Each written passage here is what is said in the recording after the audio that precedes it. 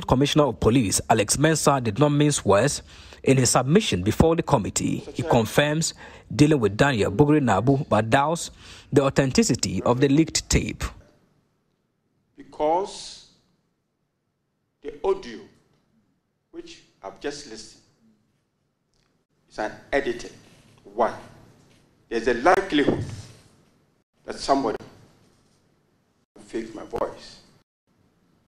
But I can't confirm because I don't have that technical thing to confirm it. Is there any flow of conversation on this tape that you, in true humility, will say that nobody is faking my voice? Or it is the entire tape that you want to say that somebody is trying to, fake your voice? The chairman, not the entire. COP Alex Mensah has also taken on his boss, the IGP Akufo Dampare, for mismanaging the Ghana Police Service. Honorable Chair, I will not deny that fact today, tomorrow, or the next day. I will make that statement again. That the current Inspector General of Police is not managing the police service well. It's something I will not run away from. I will say it everywhere, anywhere that I go. And you can do your own investigations, call police officers underground, and find out from them. Commissioner, calm down. Calm down. Can you assist this committee?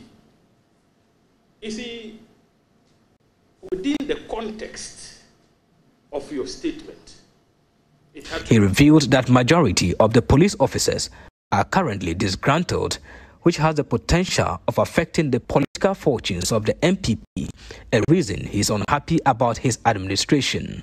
As we speak, majority of police officers are not happy.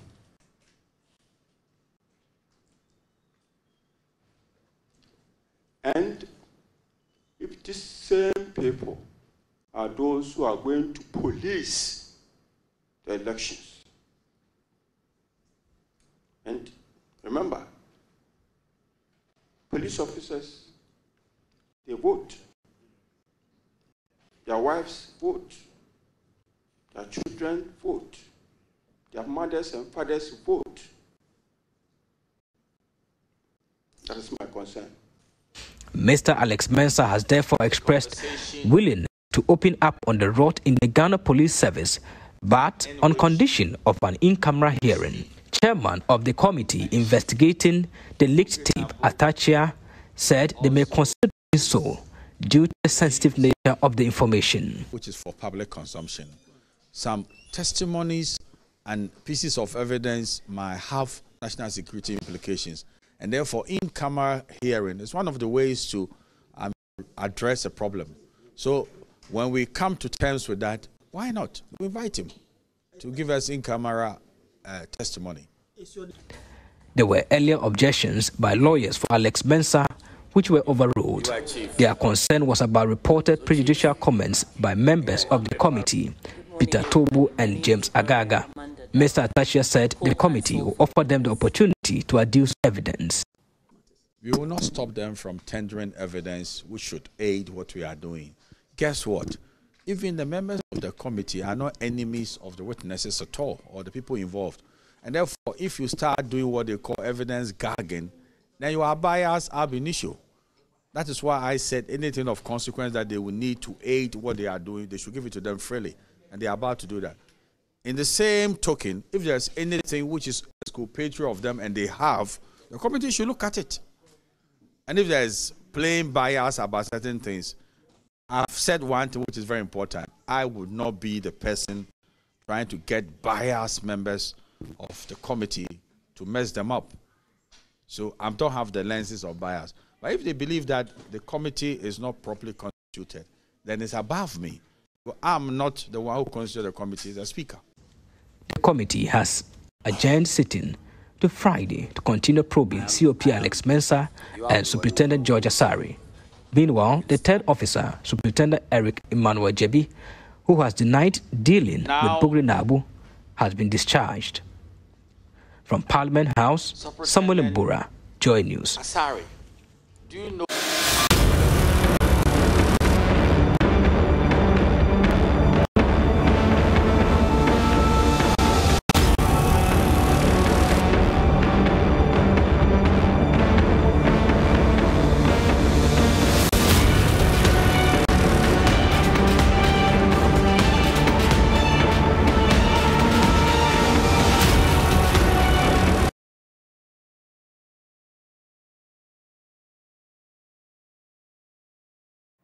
Well, so a wrap of events in Parliament, but we know that that hearing would certainly be continuing today. And Samuel Mbura, who's been monitoring the events ever since that hearing started, is joining us in studio just to get more clarity on some of the key issues transpiring before the Speaker's Special Committee hearing the alleged plot against the Inspector General of Police. We'll also be joined very shortly by Adib Saani, a security analyst, Justin Puara Teriwaja. He's been a serviceman before, has extensive experience into happenings within the police service. They will all share their thoughts with us shortly. Samuel Mbura, good morning. Let's start off with what we're expecting today, because we've seen, a flow of events and some of the key happenings, especially yesterday's hearing, where we had COP Alex Mensah confirm now that, okay, yeah, I'm the one on the tape, except to say it was doctored, some issues were not captured as it should. Just take it away. Give us a wrap of some of the key highlights that many of us may have missed out on. All right. Good morning, Bernard. We know that this is the third sitting of the committee. The first one, Bugri Nabu couldn't avail himself because he was reportedly sick. The second one, he appeared and gave testimony before the committee, where he mentioned these three officers. The officers included Eric Emmanuel Jebi. He is a director at the Criminal Investigations Department Forensic Science Laboratory Unit. The second person was COP Alex Mensah. He is on a terminal leave pending retirement. Okay. The third person is Superintendent George Asare. George Asare works at the protocol unit of the Ghana Police Service at the headquarters. So the committee extended an invitation to these officers to come and also give witness or testify. So in the letter, they indicated that the leaked tape in circulation included senior officers in which they wanted them to come and then examine. So all three were invited? Yeah, all three were invited. All three appeared before the committee with their lawyers. Before the committee, after the introduction, the committee wanted to proceed with the playing of the leaked tape or the recorded tape. However, lawyers for Alex Mensah, COP Alex Mensah, raised some preliminary comments or objections about some of the members of the committee. They were saying that they made some prejudicial comments that have the potential of influencing their report about their clients. The reference was actually, the other issue had to do with the terms and reference of the committee. They said they were not given in prior notice. So at that point, they were incapacitated or their client couldn't have spoken to the issues. So they're not sure of what exactly the committee was looking for. So the chairman came in, Mr. Atachia came in, and he gave the explanation that your client has not been charged. He's only here to examine and to be questioned. So it is not a charge sheet where you need to know your charge before. It is even a civil engagement, not a criminal one. So that was overruled. The second objection had to do with two committee members. The vice chairman is James Agaga, MP for Bulsa. And they said he made some comments that were captured by a newspaper, the Ghanaian Standard, and the report indicated that, or attributed certain words to Mr. Agalaga. He said that the comments passed for treason. When he was, this is from the lawyers? Yeah, this is from the lawyers. And that's what the newspaper reported. So based on this comment, they felt Mr. Agalaga already had an entrenched position and he's a member of the committee. So how can you be your own judge in the case? So that was on the part of Mr. Agalaga. The second person was Peter Tobo. the MP for Wa West, who is also a member of the committee. Their concern with Peter Tobo was that Mr. Tobo allegedly, on an interview with NIT FM, indicated that the conduct by the officers in the leak, as heard in the leak tape, was very dangerous for the country, and then they were unprofessional. They were not qualified to be. He used all manner of words on them. So with their clients appearing before the committee and the comments by these people, they felt that the comments they've already judged the case. So they were not fit to be part of the committee. So the chairman came in again, and then he explained that these are members of the committee. They don't have the final say. I don't have the power to take them off from the committee. The speaker constituted it, so I cannot on my own remove them. So all the committee was doing was to, ask questions, get responses to the questions, and then submit their findings to the speaker. Exactly. But this was supposed to have happened amongst 3 individuals. Some were let go. Yeah, exactly. So before then, I just want to establish the point that there were earlier objections that they wanted to exclude some of the committee, but that was actually overruled. The committee chair assured that there will be justice at the end. Okay. But the lawyers said they had tips that they will be presenting today to prove their case that the officers or the committee members or some of the committee members made those comments, yes. So they were overruled and they proceeded. They played the tape for over 40 minutes. We all listened. And then the first person that appeared before the committee was Superintendent Eric Emmanuel Jebi, who is the director at the Criminal Investigation Department, Forensic Science Laboratory Unit. Right. So he was questioned. He said he has never had any dealings with Bugri Nabu. He doesn't know him. He doesn't have his contact. But if you remember, Bugri Nabu in his testimony said that he called Mr. Jebi on one Sunday per the arrangement as part of the plot to go and meet the president. But Mr. Jebi wasn't around. He was in the Eastern region attending the funeral. So Mr. Jebi confirmed that, yes, he was at a meeting in the Eastern region, but he never spoke with Bugri Nabu. He saw several calls on his phone. He stepped aside and told the person that, I am at a noisy place. Let me step out and call you. But he never called the person. Okay, he wasn't sure, basically, if that was Bugri Nabu. So after the back and forth, he was discharged after denying it. And then he has been discharged by the committee temporarily. So as and when the committee needs him, then they may bring him back. Bugri Nabu has also been discharged, but as and when they need him, they'll bring him. Okay. So the next 2 people were COP Alex Mensah and that of Superintendent George Asari. So they asked George Asari, after playing the tape, whether he could confirm his voice. Then he confirmed that that was his voice. They didn't proceed with him. Then they moved on to COP Alex because he was the main person of attention here. COP Alex said that, yes, I've met Bugri Nabu 4 times at different locations. We've had private conversations in which he will not divulge in public. He made that emphatic point. However, the audio in circulation is not a whole tape. There may be a full one. So the committee, if there's a full one, it should make it available to them. Said he's rather asking the committee to give him the full tape because what he is hearing there is different from the private conversation. It's like someone represented his voice or doctored it. So he confirmed that was his voice. He confirmed he had engagement with Bugri Nabu. However, he denied that. He indicated that the voice appeared doctored. So there were several issues that came up, including why he was heard in the tape talking about the IGP Dan Parino being the right person now to lead the police service.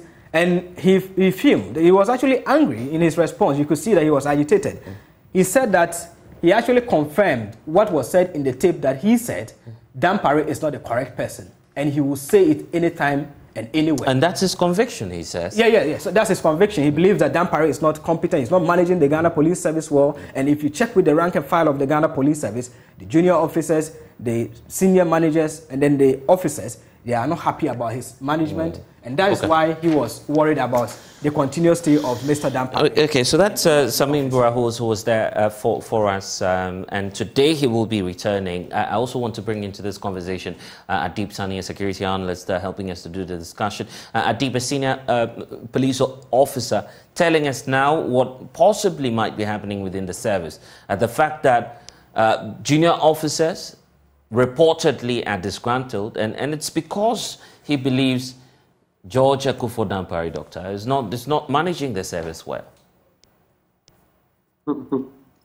Well, thank you so much. A very good morning to you. Indeed, as a leader, there is absolutely no way you can please everybody all the time. I might have my differences over certain policy directives of the Ghana Police Service. One of the major challenges I had with the police service in recent times is their attitude towards the media. It's been a major challenge. Yeah. I mean, you can never do away with the media. The media goes to cover events. I understand they are asked to leave. Even during funerals of police service, I mean, the media goes there, they are asked to leave. And like I always say, you cannot fight the media, for crying out loud. It is no accident that it is called the fourth estate. I've also had calls from a section of the population, and including very top people from within and outside of the police service, who have spoken about certain boys called Dampari boys. And that these are the new crop of police officers who don't respect nobody. You know, They don't respect. Yes. I mean, on several occasions. Even my colleague, Emmanuel Kutin, has had a run with them not too long ago. He called me to the Manette police station. I was with him, and these boys were all over the place. And you speak with the commander, you know, not the Manette commander, but there were some other commanders we spoke with, and they are like, you know, we cannot talk. We don't want to say anything, you know. And it was quite obvious that they had certain challenges. Maybe there's a bigger truth to the matter that we know, but surely... And possibly, if that's the case, possibly what are you suspecting? That George Akufo-Dampare is simply gagging his men? Is that what you suspect? It's difficult to say. I mean, he's my friend. On several occasions, we've had conversations around his vision for the police. And I can say without mincing words that he means well for the police. Just that he might have engaged in certain activities that ended up being very unpopular amongst his rank and file. A clear case in point is when you need information from the police these days, are you able to get interviews? Well, if you ask me that question, the experience is that there's a new structure towards communication at the Ghana Police Service. We're not sure if that's to be interpreted to mean George Akufo-Dampare is not interested in speaking to the media. But yes, you can see visibly that almost all officers have been ordered not to speak until that clearance comes from the headquarters. I guess it's just a new way of dealing with issues. I don't know what your thoughts are. But the thing is, if there's any situation involving the police, what do? They issue a statement.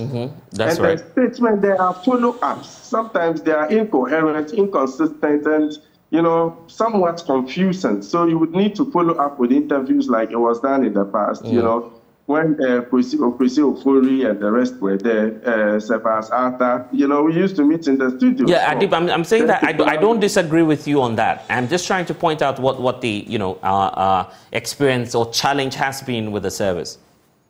Absolutely. But nevertheless, I mean, since he became IGP, a lot has changed within the Ghana Police Service. We've had a revamping of the cold case unit. Now we have the K9 unit. We have the horse patrols. When you go towards the Kwame Nkrumah Museum, you see them helping people cross traffic and all that.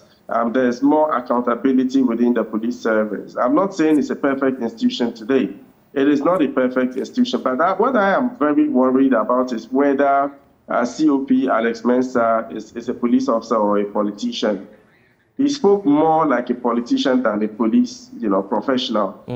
And I think that is sad because the thing is, we cannot delink politics from police. This is something that has always been the case for years on end. The chairman of the police council, for crying out loud, is the vice president. Okay. Yeah. However, the seeming over politicization of the police service is really a matter of great concern. There are speculations to the effect that if you are not even connected, you are not able to get recruited. If you are not connected, your promotions don't happen. People you have the same educational qualification with are promoted when you are not promoted, and all that. So it is really problematic. And listening to COP from the scratch, he was being dodgy about the whole thing. At a point, he said the part of the tape was doctored. Then at a point, he said the whole thing is doctored. Then the next minute, he said, okay, he didn't hear it well. So they asked him, okay, those you heard, were they a true reflection of what you think you said at the meeting? He couldn't tell. So they had to replay the whole thing all together. And, you know, I mean, I'm a body language expert. I mean, looking at his body language, his mannerism, the inconsistency in some of the statements and all that, it was quite obvious that there's a lot more to the issue. Yeah, precisely. And that partly could be infighting within the Ghana Police Service and jostling for power. And it may not just be COP Alex Mensah. There might be other officers, because for him to boldly say that you can ask the others, it does suggest that a lot more is happening. Let's hear from Justin. Pora Teriwaja, who's also a legal practitioner. He's been in the service before too. And Justin, there are a lot that we're now learning about how the police service functions. It appears that beyond, if you're a junior officer, it's fine, you can play professionalism. But when you begin to rise to the top, then politics sets in. That's the reality of our police service, isn't it? And in my opinion, I think that they are products of the system that we have currently. If you look at the Constitution, we have a whole chapter on the police service. And it makes it clear. That is chapter 15. That is Article 202. It says that the Inspector General of Police shall be responsible for the operational control of the service and the administration. So he appoints the various regional commanders, he appoints the district commanders, all the way to the station officers. And so, if you have an IGP desiring to have certain things done, it's very easy. He gets some people, the operational control, he gets people appointed along the line to make sure that he gets what exactly he wants to do. And for fear of being transferred or for fear of negative reaction from the IGP against them, they may fall in line and do what he wants. And when I listen to the investigations that are going on, the decisions of the ad hoc committee, there were certain things that are a bit concerning. There was talk of mafia tactic, and we all know what a mafia is. So if we are desiring that there should be an IGP to come and implement a mafia-style operational control and administration of the service, is something that should give all of us cause for concern and sleepless nights. Because this is kind of the key of the whole thing. And that's why I said they are products of the system. We have a system that is based on patronage. Yeah, and that's the system I'm trying to explore with you and your experience. And that's why I was building the point about the promotion system within the Ghana Police Service and how that works. Listening to COP Alex Mensah, it's no secret actually that you find senior officers lobbying to either be IGP or to get promotion to become COP within the police service. It's normal, exactly. Right? Yeah, that is the system, because the system is not a meritocracy. When you have a system that is based solely on merit and performance on the job, and with political party connection and that kind of thing being less important, but the most important thing that gets you moving forward is performance, then you don't see this type of thing. And even if people have a mafia mindset, they find it difficult to implement it. Our current system is quite weak. And there was this occasion when Barack Obama of the U.S. came to Ghana and addressed Ghana's parliament, I think somewhere in 2009, I remember that. And I may be mistaken with the year, but he came and addressed Ghana's parliament. And he made it clear to us that we have institutional weaknesses, and that for our democracy to thrive, we need to strengthen our institutions. And the institution can be weak because of some of these things. And when the institution is weak, and you get the wrong type of people appointed, then the whole society suffers. I hope we all remember the issue of Ayawaso West Wogon, the violence there. The recent election 2020, we even have people dying in Pechima South. And these are the things that we should have at the back of our minds whilst we discuss these mistakes. Because it's very, very revealing that people with a certain kind of agenda come on board and they pursue it in a dogged manner, irrespective of what the facts on the ground are. And then when there is resistance, they are ready to maim and kill. Okay, the comparative studies, though, you've learnt about policing in other jurisdictions. Yes. How do we correct our system now? Elsewhere, do you do complete meritocracy? Because the police plays a very important role, a pivotal role to the running of and functioning of government. So you want to have, a commander-in-chief who have control over the police and to have control over the, top security capos. Exactly. That is the meritocracy I was talking about. Mm-hmm. When I was in the police service, I left the police service in 2008. Okay, I was called for about 2002. I joined the police service soon thereafter, and I exited in 2008 before I wanted to practice. I realized I was becoming more of a police officer than a lawyer, and I had to make a choice, so I chose the law. Now, but the point is, once I was in the service, 2006, something struck me. There was a British Prime Minister having a meeting with his cabinet, and the police stormed there and arrested members of his cabinet. He himself wasn't arrested. And I began asking myself, and they investigated them. I mean, arrested them, sent them to different locations, and then interrogated them to see whether there will be conflict in their accounts to get to the bottom of it. And it just struck me at that time. I was like, can this happen in Ghana? And then that began my quest to find out what are the alternatives in these other countries. And I discovered that in the UK, for instance, it is not our type of system. Meritocracy is much more important in the appointment of senior, the commanders of that nature, people who are in charge of the police.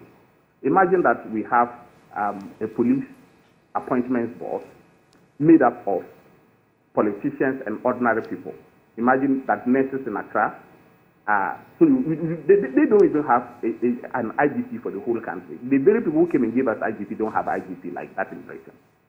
So we have like chief of police for, chief constable for Accra, chief constable for Kumasi, chief constable for this, and he's in charge of that. And his appointment is based on merit. So then you are made chief constable, subject to reappointment, based on performance. And the board that is going to evaluate you for reappointment is not purely made up of politicians. Imagine a board of, let's say, 15 people. One person is representing the nurses in the region, one representing the teachers, one representing lecturers, blah, blah, blah. And then politicians have representation as well. So let's say 15, and the politicians are just like 5. And it is about performance. So if you're going to use political patronage, you get there and the politicians will vote for you, but then the ordinary people who are not getting quality service on the ground will vote against you. So what do you do if you're a chief constable in such a scenario? You make sure that you deliver on your promises, irrespective of which politician is happy or not. So that's how can they go there and they storm the place. They're able to arrest all the people, the right-hand man of the Prime Minister, and investigate thoroughly without fear of negative repercussions. And then when you have such a system, why won't people want to do the right thing and then rather make sure that they're in the good books of the public? But in our type of system, we can keep having a Ayawaso West Wogon type of scenario, as long as the people who are to be appointed know that, look, I just need to be a yes man for the politicians, the president or whatever. And, okay. And then we have that type of situation. So you see Alex Mensah, for instance, George Mensah. He's a nice man. When I was in the police service, I know him. And I was surprised to hear those type of statements coming out of his lips. And could it not be because of this? Even though you are out of the service, you've been watching the service from afar. The style, the mode of leadership of George Akufo-Dampare. Do you see him building an institution, or this is just someone taking all the shine?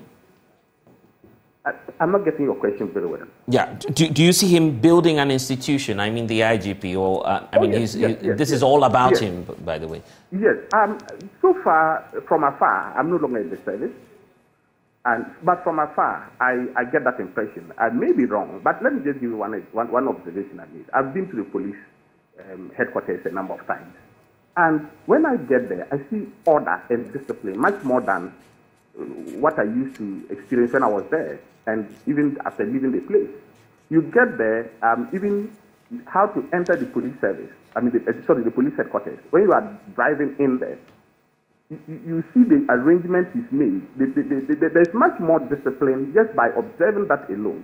That tells a story. That this is somebody who is ready to make sure that things are done right. Okay. If you visited the police headquarters before and you go there now, you see that no, the place is changed. There's something different there. It has changed, not just, I think also in terms of structures, if you want to put that on record, in terms of the structures. Saani, let's talk about the ambition to become IGP, as COP Alex Mensah has been pointing out. It appears it didn't start today. Yeah, at the time he was at the rank of ACP, Assistant Commissioner of Police. He started lobbying even in 2017. So the question was asked as to whether an ACP qualifies to be an IGP. And he said the rank doesn't matter. Once you're a commissioned officer, you can become an IGP. So he has been lobbying. This is not the first time. Yeah. He admitted that, yes, they have been moved from those times till now. And it is not something that he hide from the public, but he has been lobbying to become IGP. And he says that this is not new to the service. Yeah. You often find ADCs, people serving political appointees, having some sort of relationship with them. He believes it's healthy to do that. Yeah, so in the case of Dampare, he's accusing him of having some relationship with the NDC. That's the opposition political party. NDC. He said he was having a very good relationship with the former president of blessed memory, Evans Atamios. Okay. And if you look at the trajectory of his promotion, at the time he was a chief supu, Dampare was a sergeant. That is his junior rank. Right. Then he rose to become COP before him, and then later became IGP under the Akufo-Addo administration. So he feels like politics played a role. Politics has favored Dampare to get to where it is. And then he's still trying to favor the NDC ahead of the 2024 election. So that's where the whole issues about politics came in. He was asked as to whether he was a supporter, card-bearing member of NPP or not. And he said his family has been a UP tradition supporters. And then we saw the intervention from the chairperson of the committee saying that the questions might be sensitive. Did he point to any concrete thing, a reason for which he's still convinced that this man is not the best man who President Akufo-Addo should be putting at the top for the Ghana Police? He actually had more to review. Okay. However, because of the sensitive nature of the information, there was a request for an in-camera hearing that at least certain information are there that you cannot put out there because of this national security reasons. So that request was made. The committee is considering granting him an in-camera hearing, possibly today, so they can get additional details on that. Adib Saani, the possibility of even having the IGP himself appear before this committee, because I'm not sure that George Akufo-Dampare is the only one who, some private conversations will be centered around. Looking at what COP Alex Mensah told us, he's had the intention long. Ever since he joined the service, others do same, and he's been pointing to some aide-de-camps, individuals who've worked with these political appointees, and all they do is to try and strike some good relations with the political class, so as they can, so as to get some appointment when they win political power. Something. Hello. I'm with you, Adib. Okay. Can you hear me? I hope you can hear me. Loud and clear, Adib. Wonderful. I said there's something we need to know, okay? There's no way you can become an IGP without, at a point, becoming somewhat political. There's no way. And see, there's a thin line between being political and being the professional you are. Okay? Every human being has some political tendencies in him or her.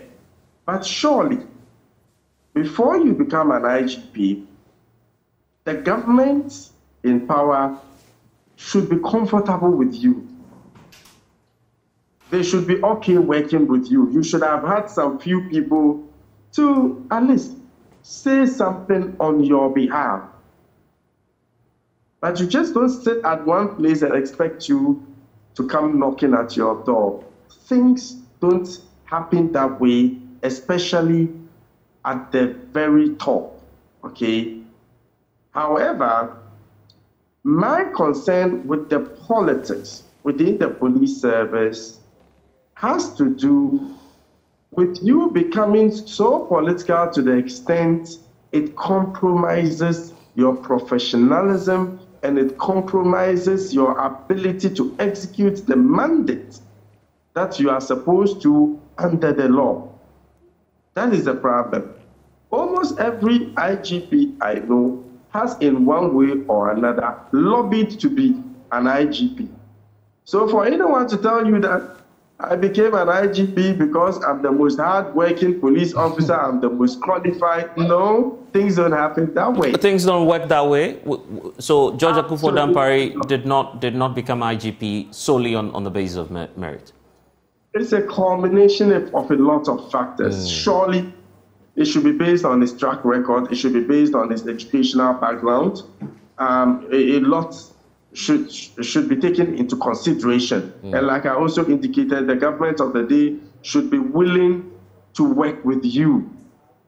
Okay? But, of course, you should have also had some few political godfathers mention you to the powers that be. Oh, I know him. I mean, I can, guarantee that he's the best man for the job. Okay? Because there's politics in it. There's so much politics in it, but you have to ensure that the politics in it doesn't become so of the... Adib? Okay, looks like we're having a challenge there with Adib Saani, who will join us back shortly. And Justin, you're still with us. The work of the committee itself, let's take a look at that. Are you confident that anything at all would change after this committee hearing? The feeling is that the police is largely controlled by the executive. So depending on the kind of political party in power, the kind of presidency we have, that's what's going to influence, the administration of the police service.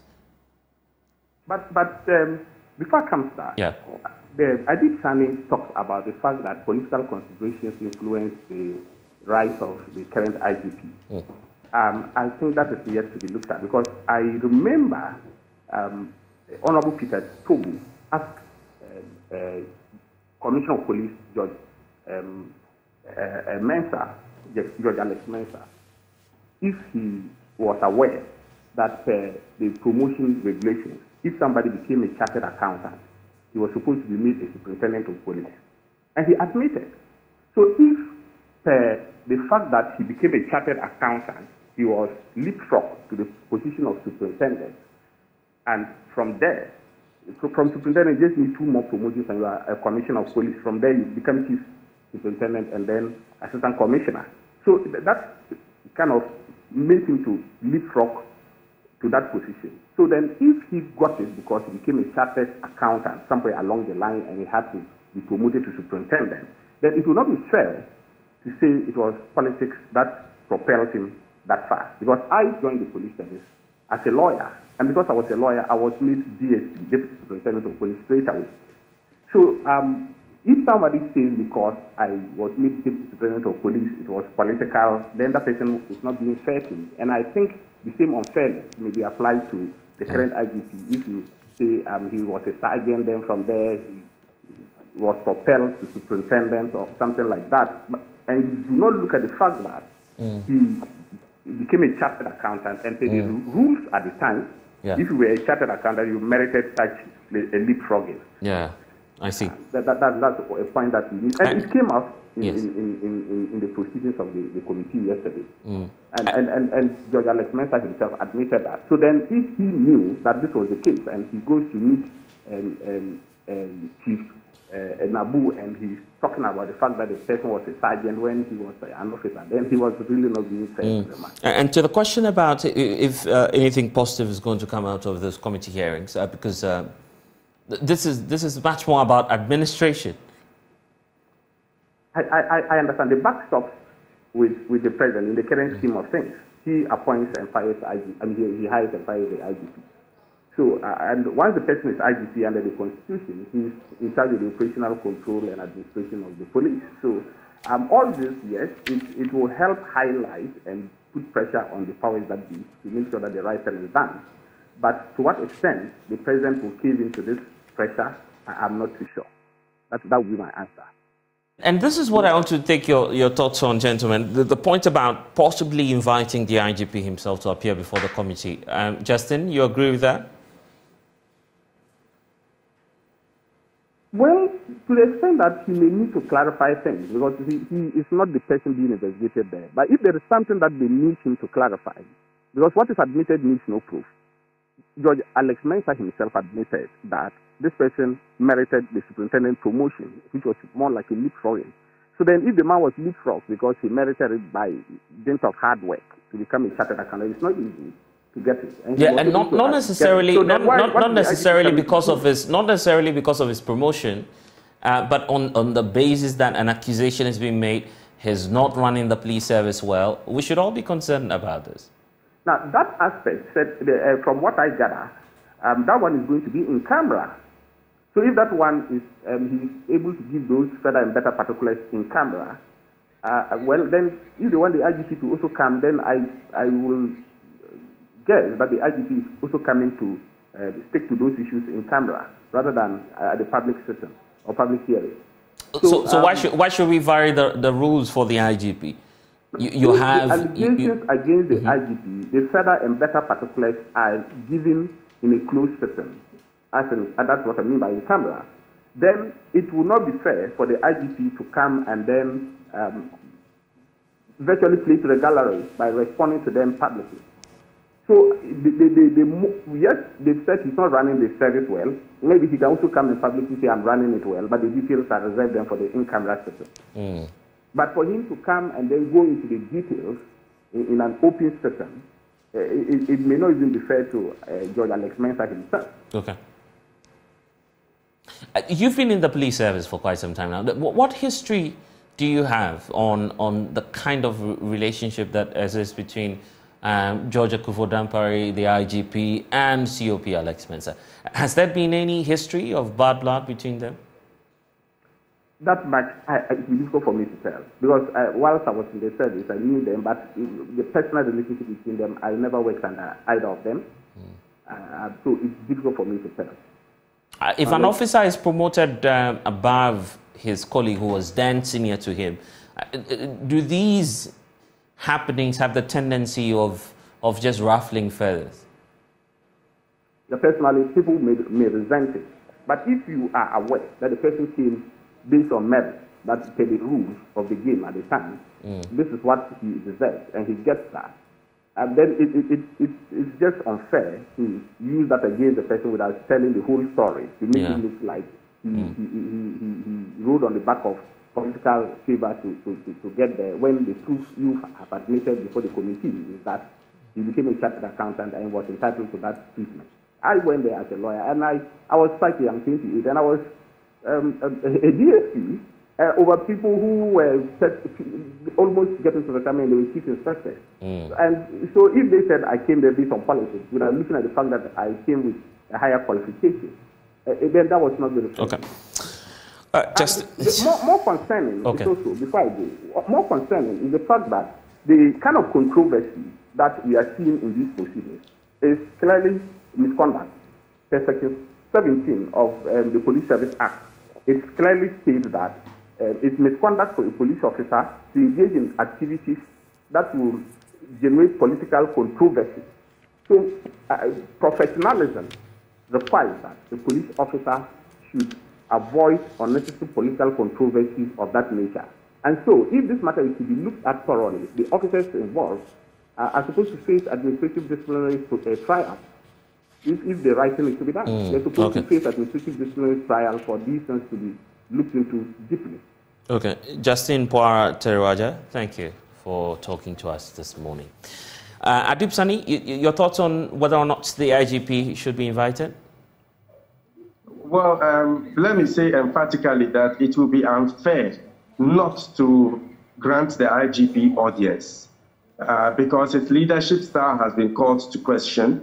A lot of things were said that impugns him. So it is only right that he is given a fair hearing so we get to know his side of the story. Mr. JB was invited based on what Bugri Inabu said when he appeared, even though he wasn't mentioned in the tape. So as and when more questions are asked and answers are given, we need to follow up the leads. That is how you are able to fact find.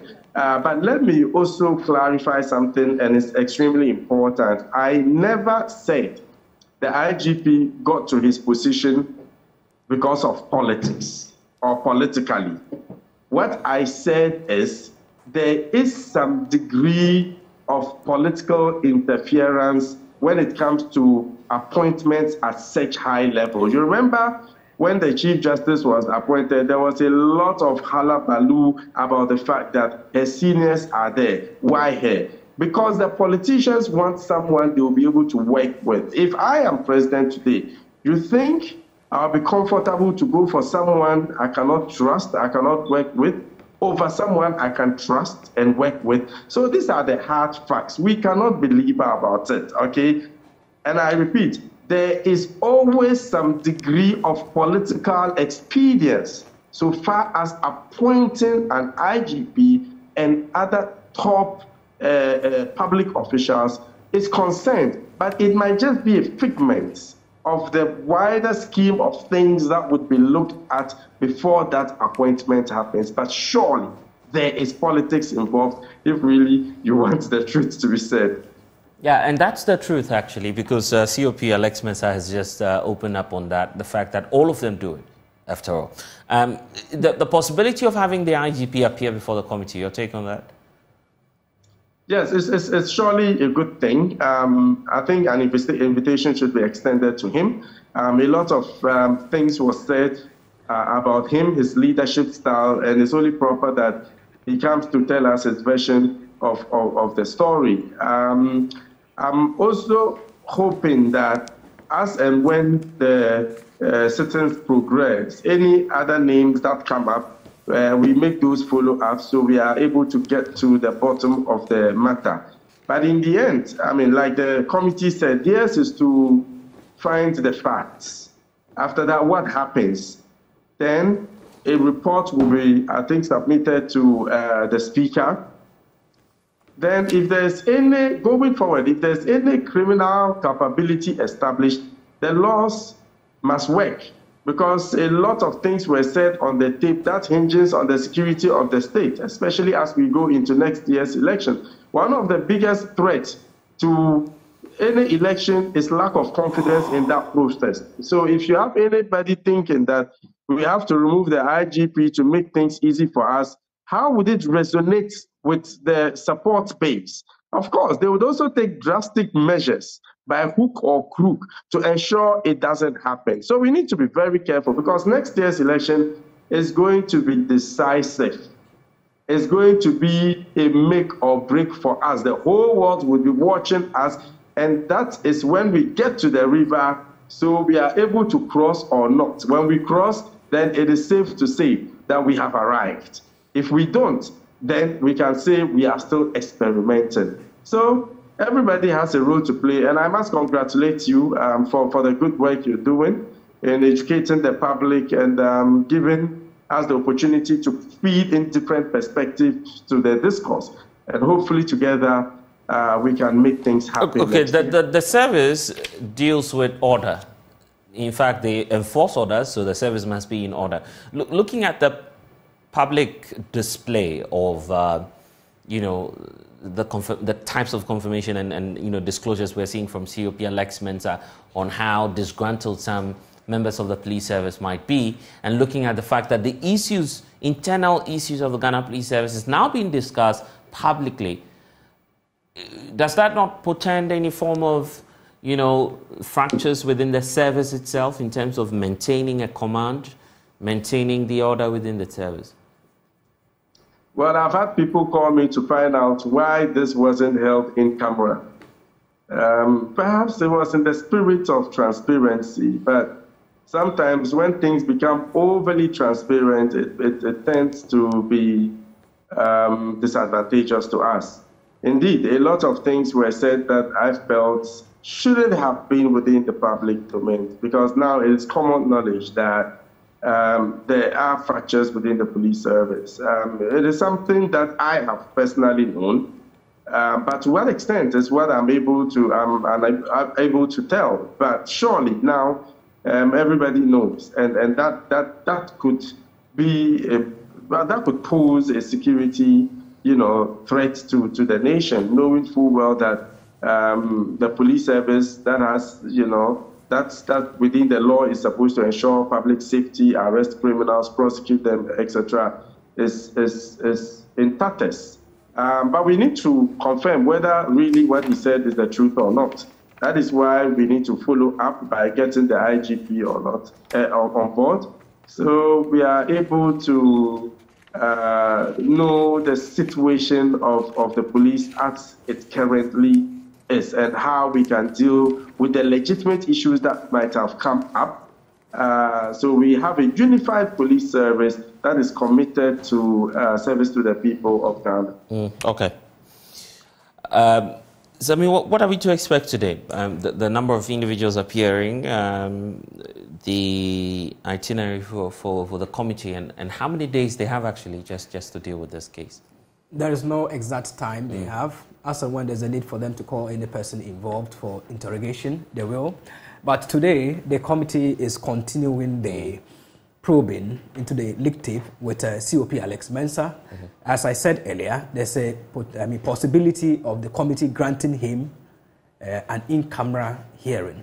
So after going through with him, they'll now bring in Superintendent George Asare, who Mr. Bugrina Abu said was the one fronting for COP Alex Mensah. So it's another full day to go. It starts at 10, and as and when the committee is satisfied with the information provided, then they can adjourn or end the proceedings. Do you get the disposure, the disposition, or the posture from the committee that they intend to maybe invite the IGP possibly to make some comments on some of these issues? We've not gotten that indication yet, but the natural, for the purpose of natural justice, anyone whose name has been mentioned will definitely appear before the committee. The reason Superintendent Eric Emmanuel Jebi appeared before the committee was because Bugri Nabu mentioned his name. Yeah, that he allegedly spoke to him on phone, and he was the one to go to the presidency to tell the president about the happenings in the Ghana police. So once your name is mentioned and the committee sees it necessary that you come and testify, you'll be invited. So we should not be surprised to see the IGP invited by the how does the committee intend to deal with, allegations that some of its members are making prejudicial comments? That was raised, for instance, by the lawyers of COP Alex Mensah. That the concern was raised that they are making comments pointing to the fact that they seem to be on one man's side when it comes to this case. Is the committee resolved, to tackling that issue and the concern that these people have? I spoke with Mr. Atachia, the chairman of the committee. He gave the indication that they've asked them to bring audios. The lawyers claim they have audios of their comments. So they've asked them to tender in the audios. They will study the audios. But until then, the committee members will continue. But they will give them the audience to present their evidence against the members. Okay, just before we let Justin Terrawaja go, Justin, the point about the conduct of members of the committee itself, This is a committee drawn largely from the Interior and Defense Committee because you have the ranking on the committee. Some other members are also being part of the committee. You take a look at what transpired yesterday, the concerns about Superintendent retired Lonchina Tubu, who's the MP for Wa West. You also have concerns being raised about the ranking on the Interior and Defense Committee, James Agalga, and some of the comments they're making in the media. It does suggest that some of the members of the committee are on the side of the IGP. Do you see, the same concern? Well, they said they will bring the tape, because for now, these remain allegations against them. And if they had admitted that they made judicial comment, then the option would be for them to recuse themselves. But now that I think they did not admit this and they have to prove. So for me, I would rather wait to see what will unfold today when these things are brought up. Do you feel that the composition should be expanded at least just to give room for more fairness, if indeed the concerns of COP Alex Mensah is anything to go by? Well, I should think that if, for instance, they are able to make a case, the person against whom the case has been made can even recuse himself. It's even very possible that you get there today and then the people will recuse themselves that, look, we don't want to continue in the light of this or that. Or the matter will be referred back to the Speaker, because the Speaker constitutes this ad hoc committee. And then a determination will be made. You will remember the chairman of the committee, Honorable Atachia, made the point that he was not the one who constituted this committee, he only chairs. So these issues about bias are not issues that he can conclusively pronounce upon. So that's why I think it is early days yet, because we are being preemptive. We are preempting what will happen today. But we should rather wait, see what happens today, and then we can comment more in a more informed manner. Yeah. That's because we are just being speculative now. Why are we living off, the aspect of the government, the Interior Ministry, the minister himself?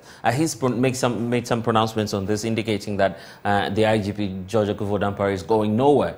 That could be undermined by the Commander-in-Chief himself. If the President feels that the IGP needs to go home based on what's happening now, I mean, IGP, COP, Alex Mensah, all going home just to give a new face to the Ghana Police Service, that could happen. That's a possibility, isn't it? What options are there for the President, in your view? Options for the President? The President? Yes. Oh, as matters stand, it is the President who has the prerogative to appoint and fire the IGP, irrespective of all this. So the President can choose who he wants to be the IGP. And that is what I have been saying, that Barack Obama pointed these things out to us a long time ago, about a decade ago, that these are weaknesses in our institutions, and if we wanted to have a stronger democracy, we should be looking at strengthening these state institutions to be able to stand for everybody. One of the cardinal principles of rule of law is equality before the law. And so equality before the law, no matter who you are, how powerful you are financially, politically, whatever, if you are, you violated the law, the state authorities, that is police and other agencies, police enforcement power, can arrest you, investigate you, and get the right thing done. And it seems to me that this is what the current IGP seems to be doing. Because if you listen to the tape and also what Commissioner of Police Judge Alex Mensah is saying, it's clear that he wants the man's job and he thinks the man is being too good. And so give it to me and I'll do a political partisan job for you. And this is very much concerning to any person who is minded about Ghana and Ghana's future rather than political party support. And so we should be looking at building institutions that will be there for us today and tomorrow. Whether we are in government, whether we are in opposition, the institution will stand for us.